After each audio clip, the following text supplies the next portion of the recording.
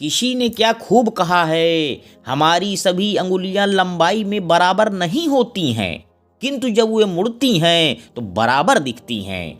इसी प्रकार यदि हम किसी परिस्थितियों में थोड़ा सा झुक जाते हैं या तालमेल बिठा लेते हैं तो जिंदगी बहुत आसान व आनंदित हो जाती है। आज तुम्हारे जीवन में कितनी मुसीबतें हैं, इससे कोई फर्क नहीं पड़ता।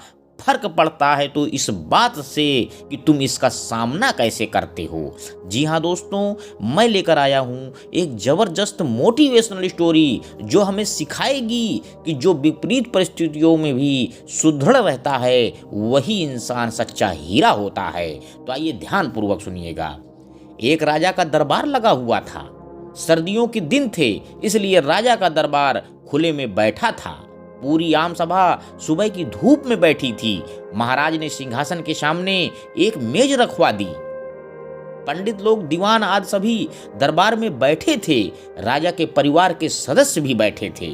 उसी समय एक व्यक्ति आया और राजा से दरबार में मिलने की आज्ञा मांगी।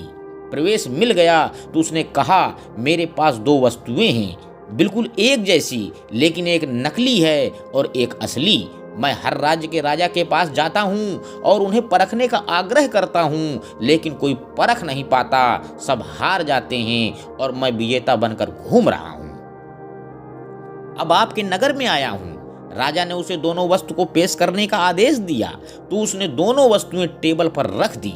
बिल्कुल समान आकार, समान रूप रंग, समान प्रकाश, सब कुछ नख सिख समान। राजा ने कहा, ये दोनों वस्तुएं एक हैं। तो उस व्यक्ति ने कहा, हाँ, दिखाई तो एक सी देती हैं, लेकिन हैं भिन्न। इनमें से एक बहुत कीमती हीरा है और एक कांच का टुकड़ा, लेकिन रूप रंग सब एक है। कोई आज तक परख नहीं पाया कि कौन सा हीरा है और कौन सा कांच है। कोई परख कर बताए कि ये हीरा है या कांच। अगर परख खरी निकली तो मैं हार जाऊंगा और यह कीमती हीरा मैं आपके राज्य की तिजोरी में जमा करवा दूंगा। यदि कोई न पहचान पाया तो इस हीरे की जो कीमत है उतनी धनराशि आपको मुझे देनी होगी। इसी प्रकार मैं कई राज्यों से जीतता आया हूँ। राजा ने कई बार उन दोनों वस्तुओं को गौर से देखकर परखने की कोशिश की और अंत में हार मानते हुए कहा कि मैं तो नहीं परख सकूंगा। दीवान बोले, हम भी हिम्मत नहीं कर सकते क्योंकि दोनों बिल्कुल समान हैं। सब हारे, कोई हिम्मत नहीं जुटा पाया। हारने पर पैसा देने पड़ेंगे, इसका किसी को कोई मलाल नहीं था क्योंकि राजा के पास बहुत धन था, लेकिन राजा की प्रतिष्ठा गिर जाएगी इसका सबको भय था। कोई व्यक्ति पहचान नहीं पाया। आखिरकार पीछे थोड़ी हलचल हुई। एक अंधा आदमी हाथ में लाठी लेकर उठा। उसने कहा, मुझे महाराज के पास ले चलो। मैंने सब बातें सुनी हैं और यह भी सुना है कि कोई फर्क नहीं पा रहा है। एक अवसर मुझे भी दो।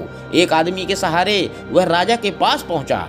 उसने राजा से प्रार्थना की, मैं तो जन्म से अंधा हूँ, फिर भी मुझे एक अवसर दिया जाए जिससे मैं भी एक बार अपनी बुद्धि को परखूं और हो सकता है कि सफल भी हो जाऊं। और यदि सफल भी ना हुआ तो वैसे भी आप तो हारे ही हैं। राजा को लगा कि इसे अवसर देने में कोई हर्ज नहीं है और राजा ने उसे अनुमति दे दी।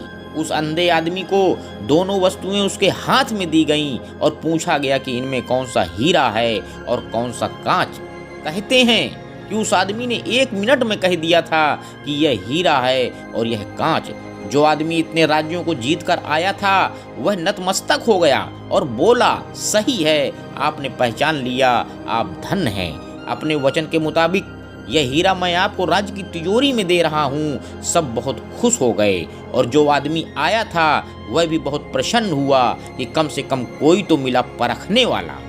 राजा और अन्य सभी लोगों ने उस अंधे व्यक्ति से एक ही जिज्ञासा जताई कि तुमने यह कैसे पहचाना कि यह हीरा है और वह कांच। उस अंधे ने कहा, सीधी सी बात है राजन, धूप में हम सब बैठे हैं, मैंने दोनों को छुआ, जो ठंडा रहा वह हीरा, जो गर्म हो गया वह कांच।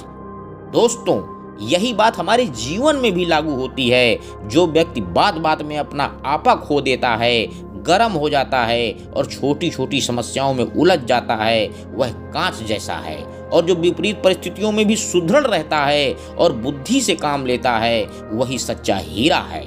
अंत में दोस्तों मैं यही कहना चाहता हूँ कि माना कि संघर्ष के दिन सबसे कठिन और तकलीफ भरे हैं, पर तू खुद पर भरोसा रख, ये दिन भी ढल जाएंगे और यही दिन तुझे जिंदगी में और मजबूत बनाएंगे। पानी को कसकर पकड़ोगे तो वो हाथ से छूट जाएगा, उसे बहने दो, वो अपना रास्ता खुद बना लेगा। कभी कभी जब परिस्थितियाँ समझ में ना आए तो जो कुछ जीवन में घटित हो रहा है उसे शांत भाव व तटस्थ होकर बस देखना चाहिए। समय आने पर जीवन अपना मार्ग खुद बना लेगा। धन्यवाद दोस्तों, मेरे YouTube चैनल को लाइक व सब्सक्राइब करें। आपका दिन शुभ हो।